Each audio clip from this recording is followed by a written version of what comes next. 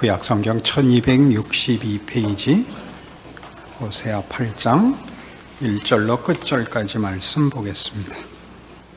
나팔을 내 입에 댈지어다. 원수가 독수리처럼 여호와의 집에 덮치리니 이는 그들이 내 언약을 어기며 내 율법을 범함이로다. 그들이 장차 내게 부르짖기를 나의 하나님이여 우리 이스라엘이 주를 아나이다 하리라. 이스라엘이 이미 선을 버렸으니 원수가 그를 따를 것이라. 그들이 왕들을 세웠으나 내게서 난 것이 아니며 그들이 지도자들을 세웠으나 내가 모르는 바이며 그들이 또 그 은, 금으로 자기를 위해 우상을 만들었나니 결국은 파괴되고 말리라. 사마리아여 내 송아지는 버려졌느니라. 내 진노가 무리를 향하여 타오르나니 그들이 어느 때에야 무죄하겠느냐. 이것은 이스라엘에서 나고 장인이 만든 것이라 참신이 아니니 사마리아의 송아지가 산산조각이 나리라. 그들이 바람을 심고 광풍을 거둘 것이라. 심은 것이 줄기가 없으며 이삭은 열매를 맺지 못할 것이요 혹시 맺을지라도 이방 사람이 삼키리라.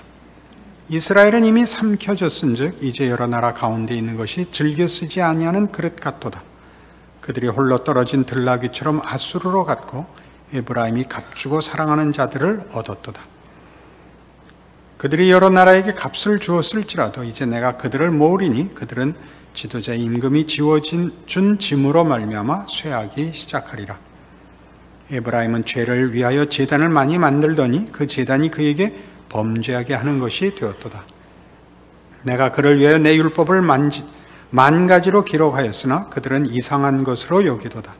그들이 내게 고기를 제물로 드리고 먹을지라도 여호와는 그것을 기뻐하지 아니하고 이제 그들의 죄악을 기억하여 그 죄를 벌하리니 그들은 애굽으로 다시 가리라.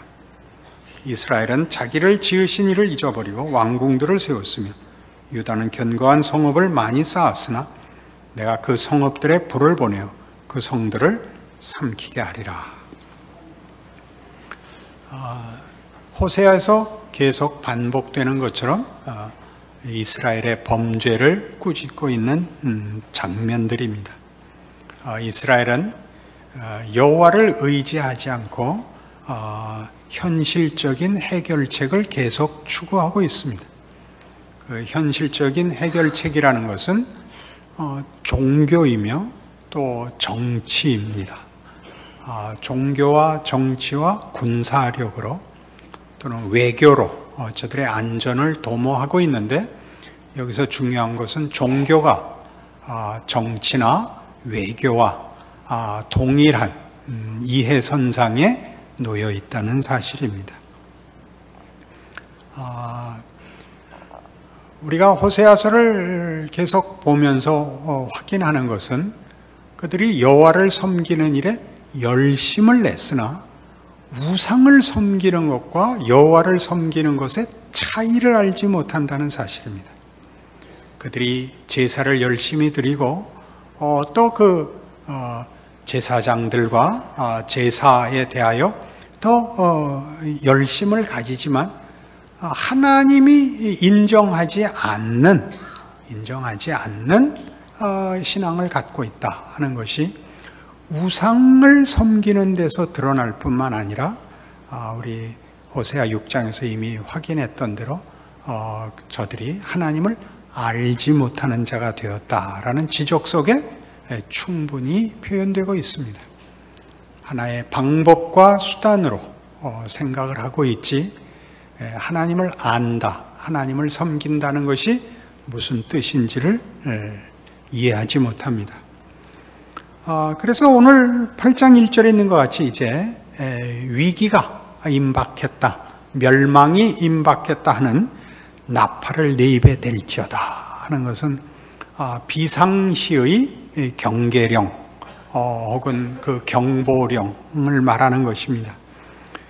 그런 일들이 일어나는 것은 그들이 내 언약을 어기며 내 율법을 범했기 때문인데 2절에 보듯이 그들은 내게 부르짖기를 나의 하나님이여 우리 이스라엘이 주를 아나이다 라고 한다는 것이죠. 이스라엘 백성은 자기네가 신앙적으로 실패해서 이 일을 심판을 받고 있다고 생각하지 않고 있다는 것입니다. 그러나 3절에 보듯이 이스라엘이 이미 선을 버렸으니 원수가 그를 따를 것이라 하면서 4절에 있는 대로 그들이 왕들을 세웠으나 내게서 난 것이 아니며 그들이 지도자들을 세웠으나 내가 모르는 바이며 그들이 또 그 금으로 자기를 위해 우상을 만들었나니 결국은 파괴되고 말리라. 우리 지난주에 확인했던 것처럼 이 호세아가 활동하던 시기, 이스라엘이 멸망하는 마지막 약 30년간의 그 기간 동안 얼마나 많은 유혈 쿠데타가 반복됐는지 모릅니다. 순전히 권력 투쟁에 불과한 정치적 반역이 반복되고 그런 일들은 사실은 다만 권력의 싸움이기보다 이스라엘이 갖고 있는 신앙의 가장 중요한 기본적 내용이 버려졌기 때문에 하나님을 두려워함과 하나님의 백성, 하나님이 정하신 나라를 유지한다는 것이 무엇인가를 이미 사회적으로 다 놓치고 있다는 반증이라 이렇게 지적하고 있습니다. 9절에 가시면 그들이 홀로 떨어진 들나귀처럼 아수르로 갔고 에브라임이 값주고 사랑하는 자들을 얻었도다. 홀로 떨어진 들나귀처럼 주인 없는 외로운 힘없는 들나귀처럼 아수르로 갔고, 그러니까 아수르를 국제 정치적 위협으로 보고 대항하려는 마음이 있으면서도 결국은 아수르의 힘을 등에 업고 그 왕권을 차지했던 이스라엘의 왕을 거기에 언급하고 있고, 에브라임이 값주고 사랑하는 자를 얻었도다 해서 보듯이 그 세상적인 것으로 조공을 바치고 화친하고 자신들의 신앙적 정체성을 버리고 외국의 세력을 힘으로 타협하는 일들을 해서 평화를 얻는 일들을 여기 언급하고 있습니다. 그들이 여러 나라에게 값을 주었을지라도 10절입니다. 이제 내가 그들을 모으리니 그들은 지도자의 임금이 지워준 짐으로 말미암아 쇠하기 시작하리라. 그래서 여기 가장 크게 우리가 이스라엘 백성의 범죄의 그 진상을 하나님의 시각에서 이제 확인해 볼 필요가 있습니다. 이스라엘의 힘은 오직 하나님에게서 납니다. 우리 세상 나라에서도 보면 권력이라는 것이 이제 좀 더 그 후진국일수록 그저 무력입니다. 권력의 그 힘의 근거가 정치적 권력을 가지는 근거가 무력입니다. 보통 군사 정권, 군사 독재자가 그 무력으로 한 나라의 그 권력을 행사하죠. 그러나 좀 더 지나가면 결국 권력은 이제 우리 사는 현대에서도 보다시피 민주 사회에서는 더 많은 국민의 지지를 얻어야 되는 것입니다. 더 많은 국민의 지지를 얻는다는 것은 다만 많은 표를 얻는 것이 아니라 인간이 가지는 짐승과 다른, 기계와 다른 어떤 고급한 소원에 근거하여 힘을 갖는 것입니다. 그것을 우리는 도덕이라고 얘기할 수 있습니다. 도덕성이라는 것이 사실은 권력의 참다운 근거일 것입니다. 그런 차원에서 지금 8장 1절에서 10절까지의 이 오늘 호세아서의 이 내용의 가장 중요한 그 지적은 이스라엘이 자신들이 가진 힘을 유지하기 위해서 그 근거를 무엇으로 이해하고 있느냐라고 묻고 있습니다. 그것은 우리 조금 전에 언급했듯이 무력입니다. 국제사회에서 힘이 있어야 된다라는 것은 우리가 무력과 경제력이라는 것을 지금 현실에서 생생히 보고 있습니다. 이 당시에도 모든 나라들이 또는 하나님 없는 사람들에게 있어서는 유일한 힘일 것입니다. 무력과 경제력. 그리고 이스라엘도 거기를 따라갔다 하는 것이죠. 하나 재밌는 것은 그것이 이런 고급한 내용으로 근거한 힘이 아니면 그 힘이 유지되기가 어렵다는 사실입니다. 무력과 경제력으로 자신의 권력의 지위를 유지하려면 계속 그 무력과 그 경제력을 보충하기 위하여 점점 도덕성을 상실할 수밖에 없다라는 것이 이제 이 호세아에서 지적하는 중요한 지적입니다.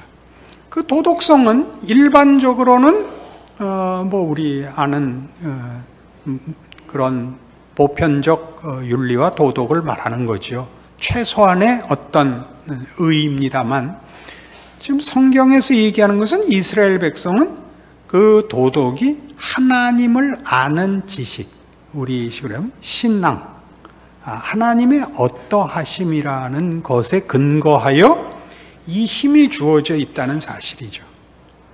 그러나 권력을 확보하기 위하여 무엇을 하느냐 하면 권력을 계속 힘으로써 유지하려니까 진정한 권력, 진정한 지위를 유지하는 도덕성을 팔아먹어서 권력을 유지할 수밖에 없더라는 거죠. 이스라엘이 자신들의 정체성, 자신들의 특별한 특권인 하나님을 아는 지식을 팔아먹어야 권력이 유지되더라 말이죠. 오직 권력을 유지하기 위하여 애를 쓰니까 정체성을 팔아먹어야 되더라는 거죠. 이게 굉장히 중요한 지적이 됩니다. 여러분들이 신앙생활을 하면서 부닥치는 현실이 뭐냐면 현실의 교묘한 도전이 예수만 팔면 다 주겠다는 겁니다. 예수님이 당한 시험이죠. 내게 절하면 세상을 주겠다거든요. 언제나 따지고 들어가 보면 바로 이 한 가지 문제를 세상이 현실에서 우리에게 묻고 있고 하나님은 우리에게 예수 한 분을 주심으로써 그 세상의 도전에 예수가 걸어간 길 안에 우리를 내놓겠느냐고 물으십니다. 어떻게 하시겠습니까? 그것은 이렇게 무슨 총칼로 위협을 받고 무슨 생명의 위협을 받고 하는 극적인 위기로만 오는 것이 아니라 매일 반복되는 일로 사소한 것으로부터 이렇게 갉아먹어 오는 것입니다. 이기려면 사소한 데서부터 한 걸음씩 이기셔야 됩니다. 크게 이기는 것은 크게 이기는 것이 아니라 큰 게 현실이 아니라서 이겨 보입니다. 우리가 이제 실력이 없을 때는 각오밖에 할 게 없거든요. 그러니까 우리 늘 실력 없는 팀이 삭발하고 혈서 쓰는 겁니다. 실력이 있으면 연습한 대로만 하면 돼 라고 감독이 얘기하고, 실력이 없으면 감독이 너희 지면 나오지 마, 그라운드에서 죽어, 그러는 거예요. 물론 정신력을 고취시켜야 된다는 것은 인간이 다만 기량만, 기술만 가지는 존재가 아니라는 뜻입니다. 인격적 존재이기 때문에 정신력이라는 게 매우 중요하다는 건 사실이지만 우리가 살아온 시대 속에서 사실 이 둘을 다 겪어보지 않았습니까? 겪어보면서 우리가 확인한 것입니다. 진정한 정신력은 각오하는 데 있지 않고 연습하여 훈련해 단련되어 자기 것이 되는 데 있습니다.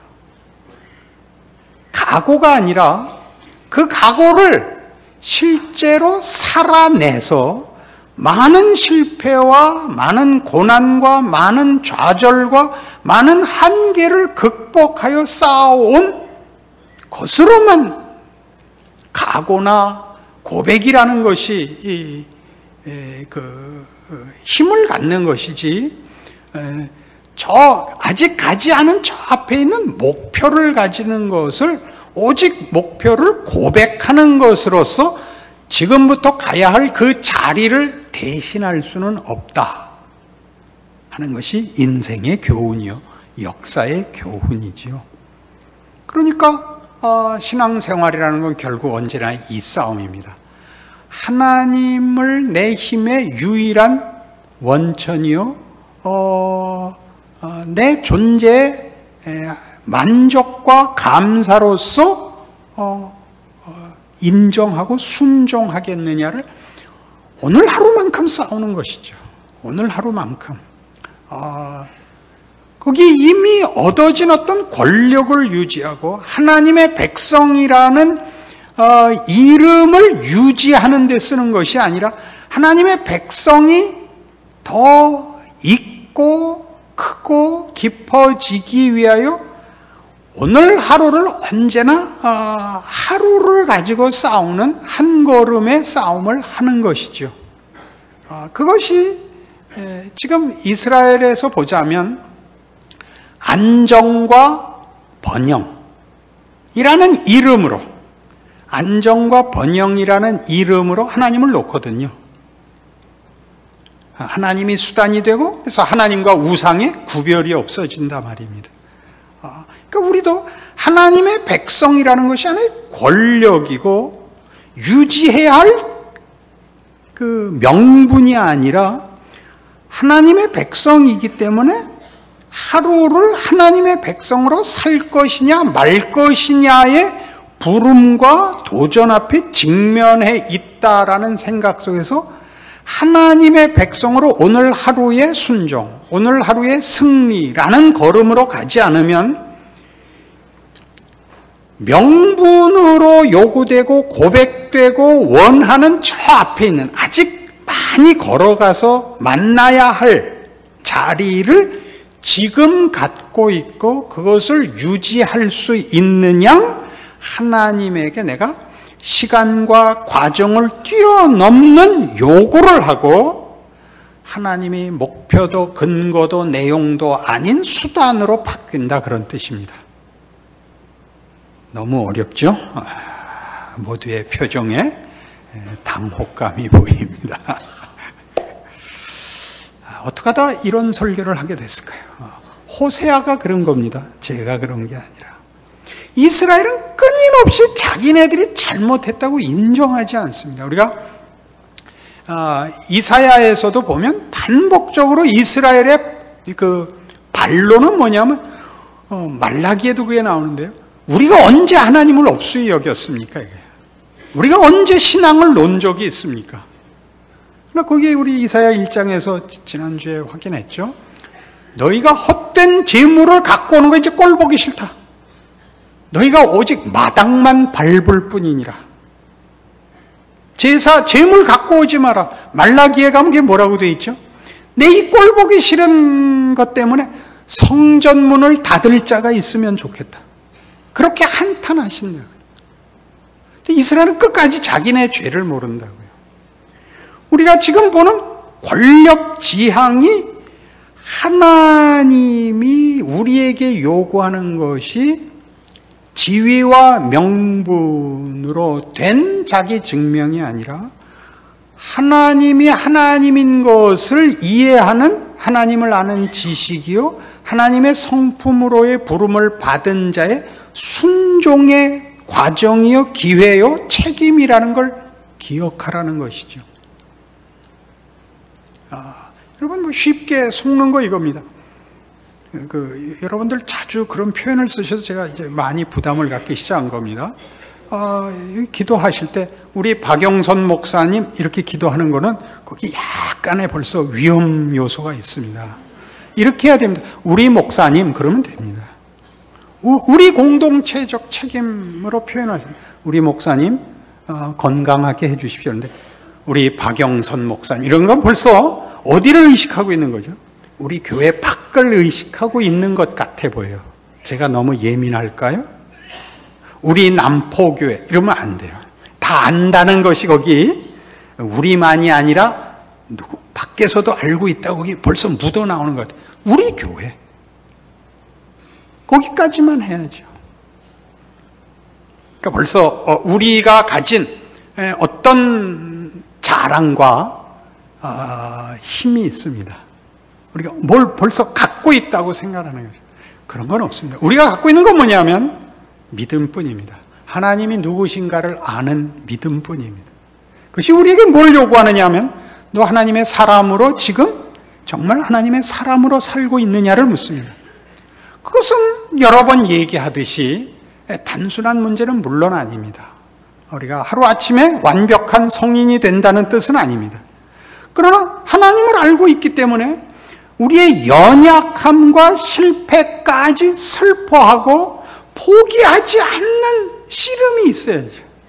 그걸 다른 것으로 정당화하거나 하나님이 그렇지 잘했다라는 말씀을 하기까지 다른 것으로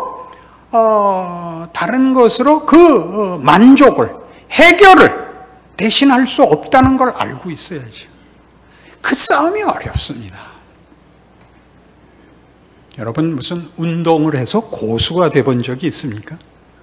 운동을 해서 고수가 되면요, 저는 어떤 특별한 종목의 고수입니다. 그 종목은 얘기하지 않겠습니다. 고수인데 고수가 되면 집에 와서 무슨 생각이 났냐면 아까 그 미스한 공이 하나 생각이 납니다. 하수는 늘 후로크로 때린 쫑 3번 나서 맞은 3쿠션 자랑만 하고 다닙니다. 그건 실력이 아닙니다. 그러니까 신앙생활 속에서 우리가 가지는 신자라는 것이 무엇인가에 대해 우리 굉장히 고급한 이해를 필요로 합니다. 이 호세아서를 읽으면 우리 오늘 하는 논의 자체가 그렇지 않습니까? 나는 이것이 신앙이라고 생각했는데 하나님이 아니라 그러고 이스라엘이라는 나라를 멸망시키고 성전을 헐어버리는 심판을 받는데도 이스라엘은 깨닫지 못했던 문제거든요. 얼마나 심각한 문제였습니까? 그러나 그것은 이스라엘만의 문제가 아니라 사실은 모든 죄성을 가진 인간들이 가지는 문제입니다. 하나님을 믿는다는 것은 결국 나 좋은 일 해주는 분이라는 이 아주 죄성의 가장 본성적인 욕구에서 구별되지 않는, 헤어나오지 못하는 참으로 중요한 신앙의 본질이거든요. 그래서 이스라엘은 결국 멸망해서야 하나님에 대하여 진일보합니다. 그 믿음에 있어서. 그러니까 우리 신앙도 따지고 보면 예수 잘 믿어서 보상을 받는다고 생각하는 것은 성경이 얘기하는 것과는 다른 약속입니다. 그 다른 기대를 가지시면 안 됩니다. 그래서 이쯤에서 후반부와 연결을 해보십시다. 11절 이하에 가면 무슨 얘기가 나오냐면 그래서 11절 보세요. 에브라임은 죄를 위하여 제단을 많이 만들더니 그 제단이 그에게 범죄하게 하는 것이 되었도다. 내가 그를 위해 내 율법을 10,000가지로 기록하였으나 그들은 이상한 것으로 여기도다. 이제 하나님을 섬긴다고 만든 많은 제단들과 그 가르친 그 율법들이 오히려 이스라엘 전역을 오염시켰다는 겁니다. 앞에서 우리 오늘 논의한 게 뭐냐 하면 하나님을 알고 하나님의 백성이 되었다는 것이 하나의 권력으로 이해되어 권력을 유지하기 위하여 하나님을 수단화하는 왜곡으로 간 것 같이 하나님을 섬기는 제단과 그 뜻을 따라야 하는 율법이 이스라엘 전역을 오염시켰는데 뭘 오염시켰냐 하면 하나님은 기계적으로 섬길 수 있는 대상이라고 오염시켰단 말입니다. 제사만 드리면 되고 율법을 하나의 윤리로 실천만 하면 되는 것으로 오염시켰단 말이죠. 우리 앞에서 한참 권력 얘기를 했으니까 다시 한번 거기를 돌아가서 권력에 대한 얘기를 조금 더 해보십시다. 권력이란 언제나 그 지위에게 요구하는 책임을 감당할 수 있게 주는 어떤 힘입니다. 그래야 그 지위에 부과되는 책임을 질 수 있으니까. 그러나 우리가 보면 권력을 가진 자들은 거의 다 부패합니다. 우리가 늘 그것을 봅니다. 그럼 우리가 이제 사회, 역사 속에서, 사회 속에서 무슨 교훈을 보느냐 하면 지도자는 도덕성이 있어야겠다. 그 좋은 규제가 있어야겠다. 그럼 우리 삼권 분립도 나오고 이런 견제 조직을 만들었습니다. 그럼 나중에 보면 견제 세력끼리 서로 야합을 하면 방법이 없습니다. 그럼 다시 뭐라고 요구하게 되냐? 아니, 한 나라의 지도자가 이럴 수 있단 말입니까? 라고 밖에 호소할 것이 없는데 그냥 그 책임자가 뻔뻔해버리면 답이 없습니다. 이게 무슨 얘기냐 하면 도덕은 옳지만 도덕은 강요하는 힘이 없습니다. 본인이 그렇게 하기로 작정하지 않는 한 도덕이라는 걸 외부에서 강요할 수가 없습니다. 도덕에는 그런 힘이 없습니다. 그러니까 지금 이 제사나 율법을 들고 하나님이 이스라엘 백성에 꾸짖는 건 뭐냐면 너희의 제사와 너희의 율법에 내가 빠져 있으면 그것은 한갓, 규범, 이상, 규칙에 불과하다. 그럼 거기에 뭐가 없냐 하면 인격이 없고 인격이 없으면 거기에 의지가 없습니다. 한 사람을 바꿔놓는 힘이 거기엔 들어갈 수가 없습니다. 그러니까 제사를 요구하고 율법을 요구하는 하나님의 뜻은 제사와 율법이 하나의 무슨 규칙이나 이상이나 제도가 되라는 것이 아니라 하나님을 설명하고 하나님이 개입하시는 그런 상징으로서 요구돼요. 전체적으로 호세아서의 주제인 것과 같이 여호와를 알라. 하나님을 아는 지식을 놓지 마라. 내가 누군가를 생각해라. 그것이 너희들에게 가장 중요한 내용으로서 그것이 외면되면 나머지 모두가 그저 헛된 그저 부스러기요 껍질에 불과하다. 뭘 지켜야 하는지를 생각하라 라고 묻는 것입니다. 그러기 위한 무엇도 하나님이 각오하신다고요? 당신이 당신의 이름을 걸고 세운 나라도 망하게 하게 할 수 있고 당신의 이름을 약속한 성전도 헐 수가 있는 것입니다. 무시무시한 하나님 아닙니까? 그리고 신앙의 핵심이 뭡니까? 하나님을 아는 것입니다. 그건 지식의 문제가 아니라 신앙의 문제요. 한 인격의 문제요. 한 인격에게 찾아오시는 하나님의 무시무시한 사랑입니다.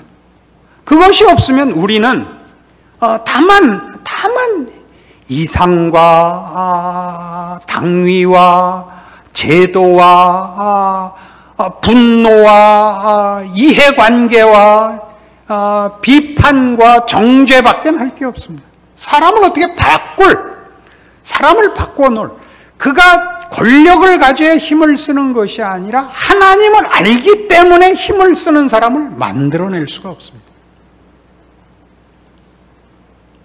이스라엘이 역사 속에서 경험하는 기독교 신앙의 하나님을 믿는 신앙의 무서운 본질입니다. 이걸 놓치면 사실은 어떤 개인 신앙인도 또는 어떤 신앙 공동체도 사실상의 자기 힘을 잃는 것이요 자기 특권을 놓치는 것입니다. 오늘의 이 지적들이 여러분 모두에게 얼마나 중요한 문제인가를 기억하셔야 됩니다. 대표적인 성경 구절 하나 들죠. 빌립보서 4장 10절입니다. 빌립보서 4장 10절 신약성경 321페이지입니다. 내가 주 안에서 크게 기뻐함은 너희가 나를 생각하던 것이 이제 다시 싹이 남이니 너희가 또한 이를 위하여 생각은 하였으나 기회가 없었느니라.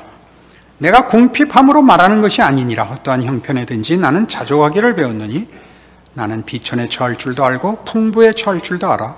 모든 일 곧 배부름과 배고픔과 풍부와 궁핍에도 처할 줄을 아는 일체의 비결을 배웠노라. 내게 능력 주시는 자 안에서 내가 모든 것을 할 수 있느니라. 우리는 이 구절을 너무나 쉽게 왜곡할 수 있습니다. 예수를 믿으면 못할 일이 없다. 무슨 일이든지 다 된다. 믿는 자에게 능치 못할 일이 없다. 이렇게 직접 연결이 되죠.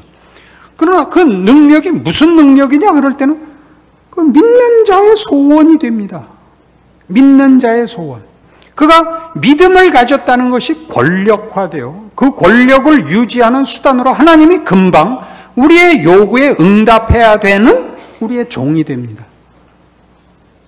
그러나 본문은 그렇지 않습니다. 사도 바울은 감옥에 갇혀 있고 그가 감옥에 갇힌 것을 위문하기 위해 빌립보 교회의 대표들이 찾아옵니다.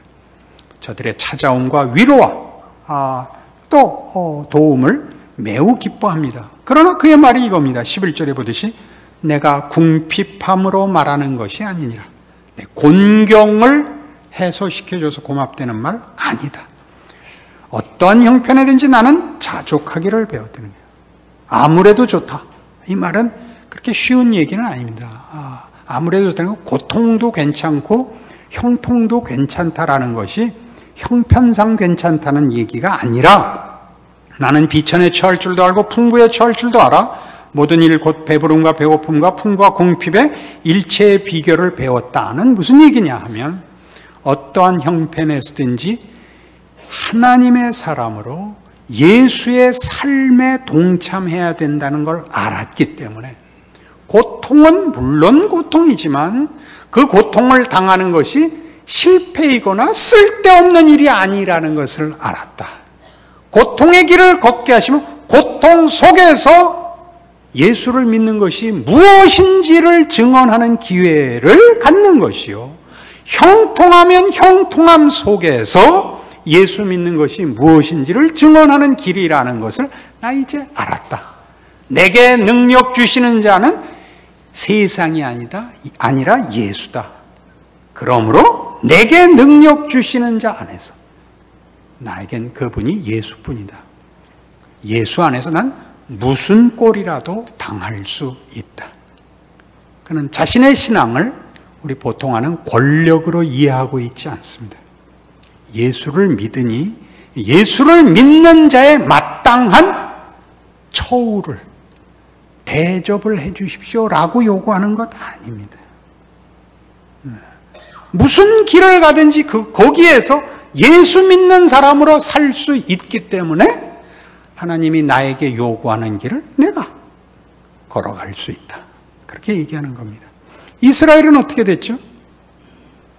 안정과 번영이라는 것이 가장 중요한 목표가 되어서 하나님을 알고 하나님의 사람으로 산다는 정체성을 팔아서라도 안정과 번영을 만들어야 됐던 것입니다.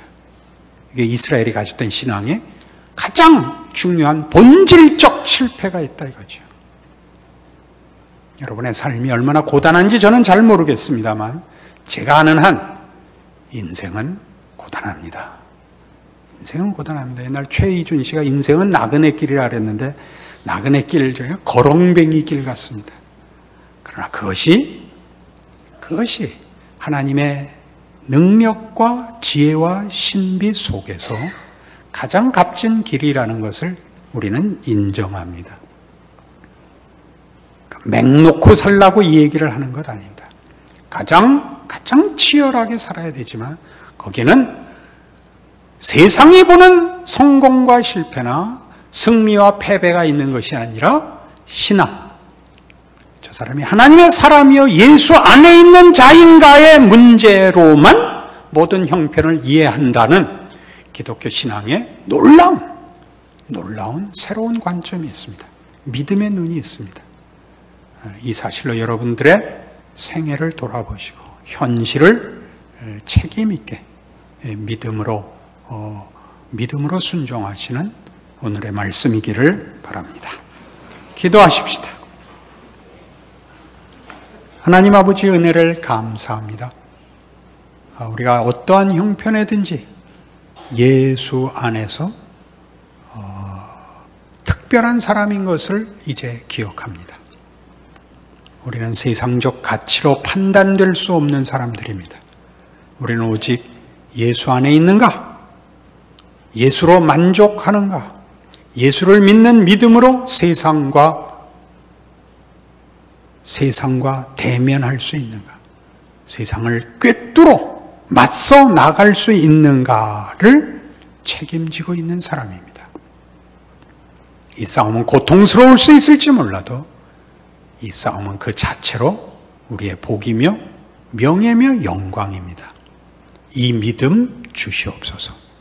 그래서 각자의 삶을 자신의 처지에서 순종하고 인내하고 승리하는 참다운 예수 믿는 자의 기적을 오늘의 말씀을 들은 심령들과 인생에 허락하여 주시옵소서.